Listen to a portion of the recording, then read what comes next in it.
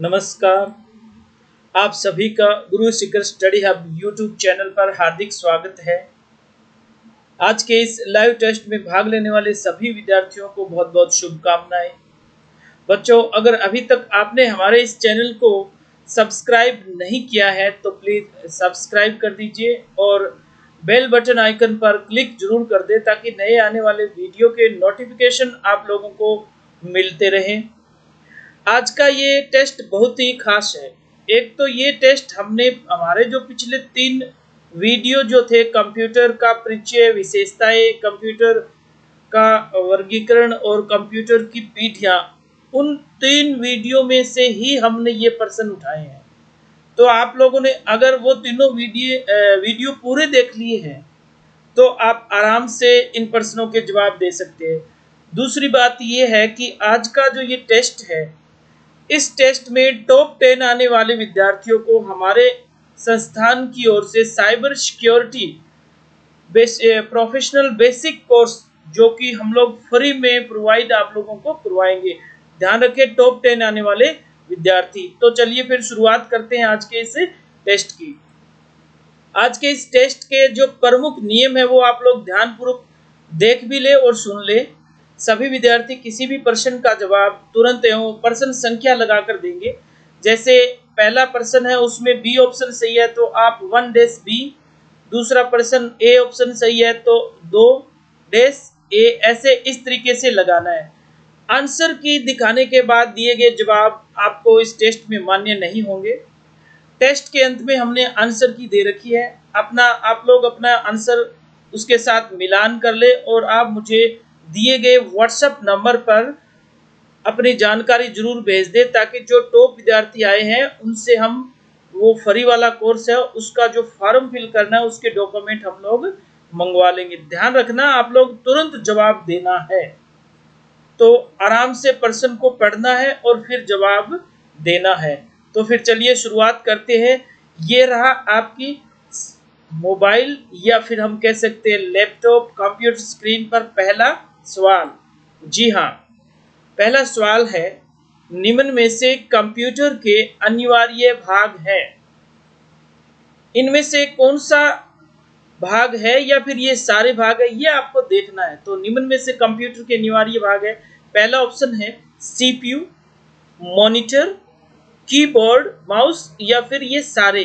तो आपको सही जवाब है वो 1 नंबर प्रश्न 1 लगाना है और उसके आगे फिर आपको उसका उत्तर लिखना है और तुरंत कमेंट बॉक्स में जवाब देना है। जो जितना जल्दी देगा उसी में से हम लोग विजेता टॉपर जो स्टूडेंट आएंगे उनको चुनेंगे। जी हाँ, ध्यानपूर्वक प्रश्न पढ़ ले। निम्न में से कंप्यूटर के अनिवार्य भाग है सीपीयू, मॉनिटर, कीबोर्ड, माउस या फिर ये सारे। तो आप लोग कमेंट बॉक्स में तुरंत जवाब दें। बिल्कुल, बहुत सारे बच्चे सही जवाब दे रहे हैं, वेरी गुड। चलिए फिर अगला सवाल देख लेते हैं। निम्न में से मॉनिटर के प्रकार हैं। अब आपकी स्क्रीन पर प्रश्न नंबर 2 है, निम्न में से मॉनिटर के प्रकार है। पहला है एलसीडी, दूसरा है एलईडी, तीसरा है सीआरटी एंड टीएफटी और चौथा है केवल सीआरटी। ध्यान रखिए, अब जब मैंने आपको पहली क्लास कंप्यूटर का परिचय करवाया था या फिर हम कह सकते हैं मैंने मॉनिटर के बारे में भी आपको बताया था, उसमें ये जो उत्तर है उस वीडियो में छुपा हुआ है। अगर आपने ध्यानपूर्वक उस वीडियो को देखा है तो आप जवाब आसानी से दे सकते हैं। यानी कि मॉनिटर का प्रकार पूछा है कि एलसीडी है कि एलईडी है या फिर सीआरटी और टीएफटी होता है या फिर केवल सीआरटी होता है। मुझे तुरंत कमेंट बॉक्स में आप लोग जवाब देते रहें। मैं आप लोगों के सभी के कमेंट चेक कर रहा हूं। Very good. अगला प्रश्न, कंप्यूटर का जनक किसे कहते हैं? बहुत ही आसान सा सवाल है और अधिकांश बच्चों को इस सवाल का जवाब आता भी है। अब ये प्रश्न साथ साथ में आपका जनरल नॉलेज यानी कंप्यूटर के प्रति आपका कितना जनरल नॉलेज है वो भी आपका साथ साथ में चेकिंग हो रहा है। तो आप बताइए फिर कंप्यूटर का जनक किसे कहते हैं? जोसेफ जेकार्ड, चार्ल्स बेबेज या फिर ब्लेज पास्कल या फिर हरमन होलरिथ। इन चारों में से कौन सा ऑप्शन सही है? कंप्यूटर का जनक किसे कहते हैं? तुरंत पर्सन नंबर लगा के ऑप्शन कौन सा सही है वो लिख दीजिए और कमेंट कर दीजिए, हम लोग चेक कर लेंगे। वेरी गुड, हाँ जी बिल्कुल जवाब देते रहे आप लोग, मैं चेक कर रहा हूं। और हाँ, अपना नाम भी सही तरीके से लिख के फिर जवाब देते रहे ताकि हमें पता चल जाए। जी हाँ बिल्कुल, अगला सवाल ले लेते हैं फिर। हाँ जी, अगला सवाल है, द्वितीय पीढ़ी के कंप्यूटर का मुख्य घटक है, यानी कि जो सेकंड जनरेशन आई थी उस जनरेशन में कौन सा प्रमुख घटक काम में लिया गया था? अब सवाल बहुत ही आसान है और ये कंप्यूटर की जो पीढ़ियां वाला जो वीडियो है उसमें से लिया गया है। तो पहला है इंटीग्रेटेड सर्किट, दूसरा है ट्रांजिस्टर, तीसरा है वैक्यूम ट्यूब और चौथा है मैग्नेटिक ड्रम। आपको इन ऑप्शन में से सही जवाब बताना है। बिल्कुल, कई बच्चे बहुत होशियार है, तुरंत जवाब भी दे देते हैं। मुझे दिख रहा है आप लोगों के कमेंट, लेकिन आप लोग प्लीज गलत कमेंट मत दीजिए, सही कमेंट लिखते रहे। बिल्कुल, द्वितीय पीढ़ी के कंप्यूटर का मुख्य घटक है इंटीग्रेटेड सर्किट यानी कि IC, transistor, vacuum tube, magnetic drum. तो आप कमेंट बॉक्स में सवाल का जवाब जरूर दें। गुड, बहुत ही अच्छे, वेरी गुड। कुछ बच्चे बहुत फास्ट जवाब दे रहे हैं भाई। जी हाँ, अगला सवाल है, कोबोल और फॉर्ट्रॉन किस पीढ़ी की या किस पीढ़ी के कंप्यूटर की मुख्य भाषा है? अब आपको ये बताना है कि कोबोल और फॉर्ट्रॉन जो लैंग्वेज है वो कौन सी पीढ़ी के कंप्यूटर की मुख्य भाषा है, यानी दूसरी पीढ़ी के कंप्यूटर की है कि पहली पीढ़ी के कंप्यूटर की है या फिर तीसरी पीढ़ी के कंप्यूटर की है या फिर चौथी पीढ़ी के कंप्यूटर की है। बिल्कुल, आप लोगों ने अगर कंप्यूटर की पीढ़ियों वाला वीडियो देखा है तो आप तुरंत जवाब दे दोगे। मुझे पता है बहुत कुछ बच्चे कितना सही जवाब दे रहे हैं, देखो क्योंकि इन्होंने वीडियो देख रखा है। कोबोल एंड फॉर्ट्रॉन किस पीढ़ी के कंप्यूटर की मुख्य भाषा है? दूसरी पीढ़ी, पहली पीढ़ी, तीसरी पीढ़ी या चतुर्थ पीढ़ी? बिल्कुल, आप पर्सन नंबर लगा के ऑप्शन ABCD में जो भी है वो जवाब कमेंट बॉक्स में तुरंत कर दे। हाँ जी, चलिए फिर अगला प्रश्न देख लेते हैं। अगला प्रश्न है, प्रथम इंटेल 4004 माइक्रो प्रोसेसर का आविष्कार कब हुआ? बिल्कुल, ये भी मैंने उस वीडियो के दौरान बताया था। अगर आप लोग ये टेस्ट देने से पहले मैंने आपको सबको बता दिया था कि भी पहले जो 3 वीडियो है उनमें से ये चीज आ रही है, तो आप लोग वहां से तुरंत जवाब दे सकते हैं। हाँ जी, प्रथम इंटेल 4000 माइक्रो प्रोसेसर का आविष्कार कब हुआ? 1965 में हुआ या 1971 में हुआ या फिर 1973 में हुआ, फिर 1981 में हुआ? इनमें से कौन सा ऑप्शन सही है? ये जवाब आप लोग मुझे कमेंट बॉक्स में अभी के अभी तुरंत बताना है। हाँ जी, एक दूसरे का देखना नहीं है, आप लोग जो आपको आता है वो तुरंत कमेंट कर दो। बिल्कुल से बिल्कुल, आप लोगों को मैंने बताया था पहला माइक्रो प्रोसेसर जो था ना उसका आविष्कार हुआ था 1900। हाँ भाई, जवाब तो आपको ही देना है, मैं थोड़ी बताऊंगा। बिल्कुल, तो चलिए फिर जवाब देते रहिए। हाँ जी, इनमें से एक ऑप्शन सही है वो आप लोग बताते रहिए। बिल्कुल, अगला प्रश्न ले लेते हैं फिर। हाँ जी, अगला प्रश्न है, कार्य प्रणाली के आधार पर विभाजित कंप्यूटर में से इनमें से कौन सा शामिल नहीं है? भाई, आपके सामने 4 कंप्यूटर है, अब आपको ये बताना है कि कार्य प्रणाली के आधार पर विभाजित जो हमने कंप्यूटर का जो वर्गीकरण जो किया था, इनमें से कौन सा कंप्यूटर उसमें शामिल नहीं है? तो आपको बताना है कि भी digital computer, mini computer, analogue computer, hybrid computer. अब ये 4 आपके सामने ऑप्शन है, इनमें से आपको बताना है कि कार्य प्रणाली के आधार पर इनमें से ये कंप्यूटर का नाम नहीं है, बाकी तो है। तो 3 है, 1 नहीं है। बिल्कुल से आप 7 नंबर ऑप्शन लगाओ, डैश दो, फिर उसका ABCD जो भी जवाब है वो दो और तुरंत कमेंट बॉक्स में कमेंट कर दो। बिल्कुल से सही जवाब, बहुत अच्छे। चलिए फिर अगला प्रश्न देख लेते हैं। आप लोग जवाब देते रहिए, तुरंत जवाब दे भाई, फिर बाद में मान्य नहीं होगा।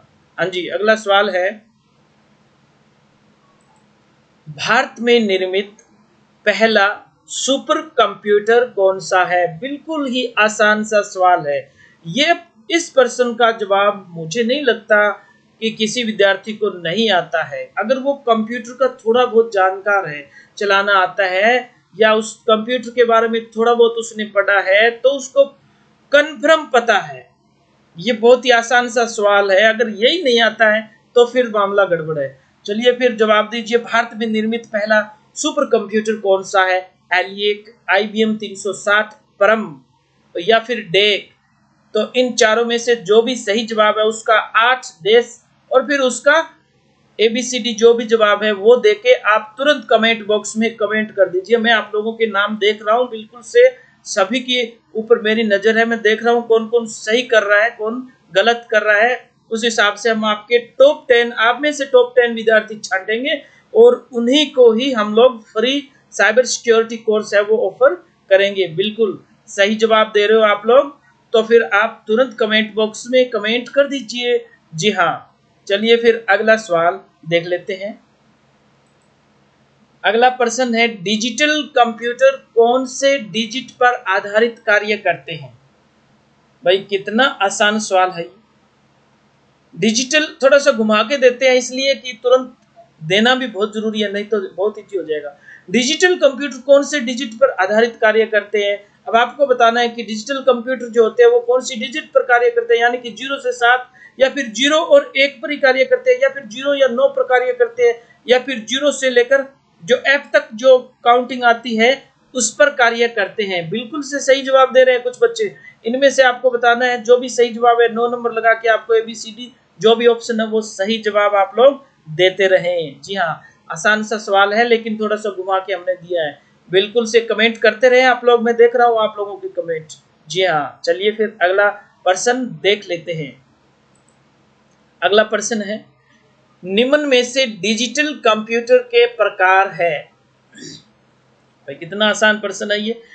डिजिटल कंप्यूटर के प्रकार पूछे, micro computer, mini computer, main frame computer या उपरोक्त सभी, तो इनमें से कौन सा प्रश्न सही, कौन सा जवाब सही है ये आप तुरंत मुझे कमेंट बॉक्स में बता दीजिए। निम्न में से डिजिटल कंप्यूटर के प्रकार है micro computer, mini computer, main frame computer या फिर ऑल ऑफ दीज, यानी इनमें से ये सारे।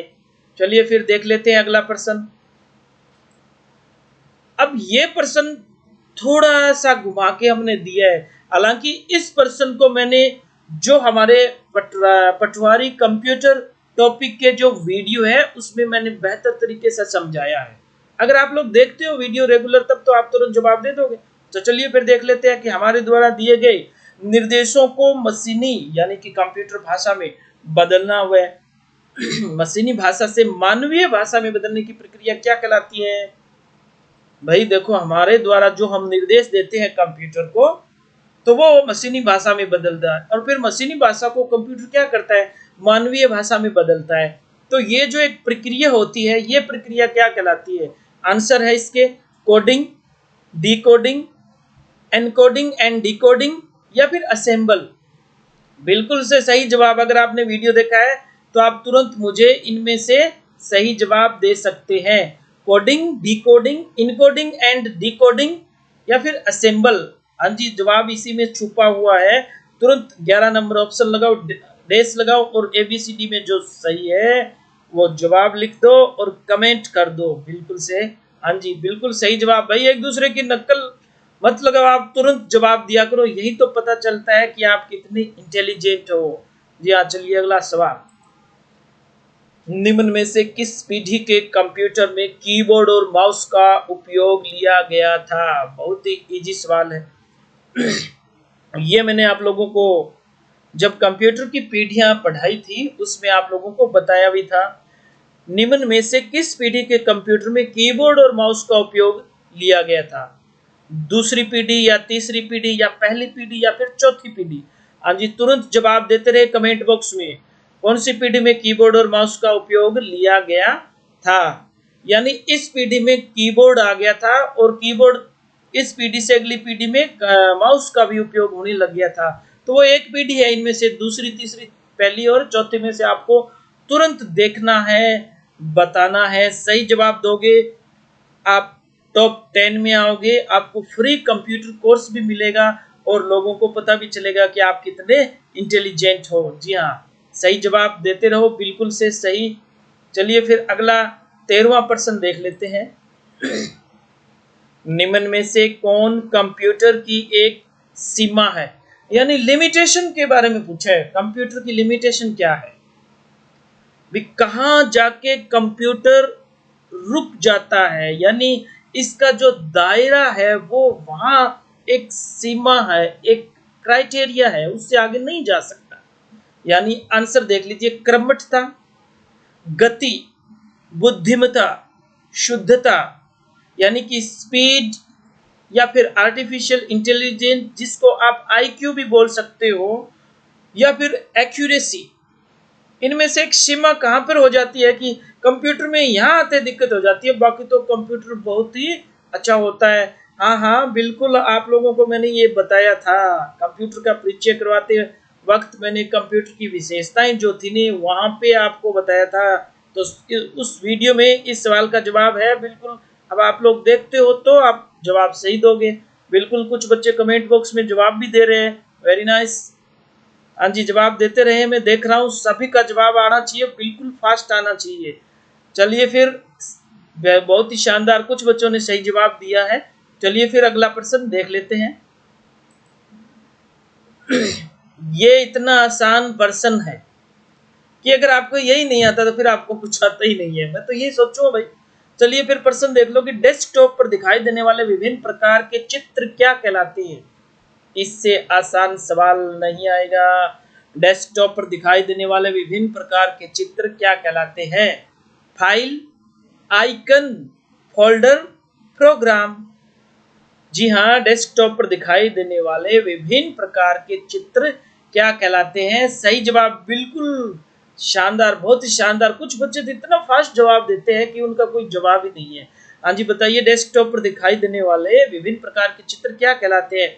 फाइल, आइकन, फोल्डर या फिर प्रोग्राम? जी हाँ, इसी में जवाब छुपा हुआ है। आप जवाब देते रहें, बिल्कुल बहुत ही शानदार, बहुत अच्छे, वेरी गुड। कुछ बच्चे इतना फास्ट जवाब दे रहे हैं, देखो, क्योंकि उनको पता है प्रश्न मैंने पहले ही समझा दिया, और प्रश्न को समझते ही तुरंत उसका उत्तर समझ में आ जाता है। हाँ जी बिल्कुल। चलिए फिर आखिरी प्रश्न आ रहा है आप सभी के लिए। इस प्रश्न को ज्यादा से ज्यादा विद्यार्थी सही करेंगे। और एक बात और भैया, वो बीच में ऐसे ही कुछ बच्चे क्या बोलते हैं उसको, टोरा मारना। हाँ, टोरे मत मारो, हाँ सही तरीके से जवाब देते रहो यार। चलिए फिर अगला प्रश्न देखते हैं, आखिरी प्रश्न। निम्न में से तृतीय पीढ़ी की समय अवधि है। निम्न में से तृतीय पीढ़ी की समय अवधि है। अब इससे सवाल आसान नहीं होगा, है ना। ये तो बहुत ही आसान सवाल है। अभी 1956 से 1965, या 1942 से 1956, या 1965 से 1975, या फिर 1975 से 1988। यानी इसको थोड़ा सा समझना है आपको बस। हाँ जी बिल्कुल, कई बच्चे काफी इंटेलिजेंट है, तुरंत समझ के देखो ABCD, तुरंत उत्तर देख लिया कि यहाँ ये तो उत्तर इसी में दे रखा है भाई, ये ऑप्शन है। बिल्कुल से सही जवाब दे रहे हो आपको, वेरी गुड। हम लोग अब आपके प्रश्नों के जवाब जो आप लोग लिख के दे रहे हो, मैं उनको सबको देखूंगा, सबका चेक करूंगा। और एक बात और, आप लोग जो जवाब दे रहे हो मुझे लास्ट में और शुरुआत में भी व्हाट्सएप नंबर दे रखे हैं मैंने, उसमें आप मुझे कमेंट कर देना कि सर मेरे इतने % सही है, और मैं भी मिलान कर लाऊं, ताकि आप देख लेते हैं कि आप कितने सही हो और आपका जो रिकॉर्ड आ रहा है वो कितना सही है। क्योंकि कई ऐसे भी हो, झूठ भी बोल सकते हैं कि सर मेरे तो इतने सही हुए। नहीं भाई, वो नहीं चलेगा। आपका तुरंत जो कमेंट आया था उसी के आधार पर आपके नंबर देखेंगे। तो फिर ये है आखिरी सवाल कि तीसरी पीढ़ी की समयावधि पूछिए भाई। इतना आसान सवाल है, तुरंत 15 नंबर लगा के इसका जवाब दे दो स्क्रीन पर, बिल्कुल से सही जवाब। चलिए फिर, ये हो गया आपका टेस्ट। आप सभी का बहुत बहुत धन्यवाद। आप एक काम करो भाई, आप अपने सभी प्रश्नों के उत्तरों का मिलान कर लो। आपके जितने भी सही प्रश्न है उसके जवाब मिलाकर मुझे अंक कितने बनते हैं वो भी भेज दो। आपने किस नाम से जवाब दिया है वो भी ID आप लोग मुझे बताएं, ताकि मुझे पता चल जाए कि इस बच्चे के है। और आप अपने फोन नंबर व्हाट्सएप मुझे इस नंबर पे जरूर करो, ताकि मैं आप लोगों के जो टॉप स्टूडेंट आए हैं उनसे कॉल करके या फिर व्हाट्सएप से आपसे मैं आपके डॉक्यूमेंट मंगवा लूँ। आपका तुरंत फॉर्म भरेंगे हम लोग, साइबर सिक्योरिटी जो सर्टिफिकेट है उसका, ऑनलाइन कोर्स का, वो आपके लिए बिल्कुल फ्री है, बिल्कुल फ्री। नहीं तो अगर आप करना चाहते हो ना, अभी ऑफर के अलावा करते हो ना, तो लगभग 1100-1200 रुपए लगते हैं उस कोर्स के। ऑनलाइन फीस कटती है उस कोर्स की, लेकिन हम लोगों ने आप लोगों को फ्री ऑफर दिया है। तो बच्चों, आज का टेस्ट आपको कैसा लगा? आज आपके ज्ञान की परीक्षा हुई है और साथ साथ में आपको एक इनाम भी मिल रहा है। तो आप लोग ज्यादा से ज्यादा इस वीडियो को दोस्तों को भी बताएं, दोस्तों के साथ शेयर भी करें और चैनल को भी शेयर करें। धन्यवाद। अब आप लोगों के सामने है आज के इस टेस्ट की आंसर की। बिल्कुल, ये आपके सामने आंसर की है। आप लोग इस आंसर की को देख लीजिए। हाँ जी, सभी इस आंसर की को देख लीजिए। 1 नंबर से 15 नंबर तक कौन से प्रश्न का जवाब सही है वो अब आप लोग मिलान कर लेना, क्योंकि आंसर की दिखाने के बाद कोई भी जवाब देगा उसका मान्य नहीं होगा। तो आप लोगों ने टेस्ट में भाग लिया, इसके लिए आप सभी को बहुत बहुत धन्यवाद। और आगे भी कल भी हम लोग कोशिश करेंगे। कल का जो वीडियो होगा वो हम लोग विज्ञान, सामान्य विज्ञान जो है उसके 15 प्रश्न पूछूंगा। तो उसमें जो टॉप आएगा उन टॉप 10 को भी ये computer course free of cost offer किया जाएगा।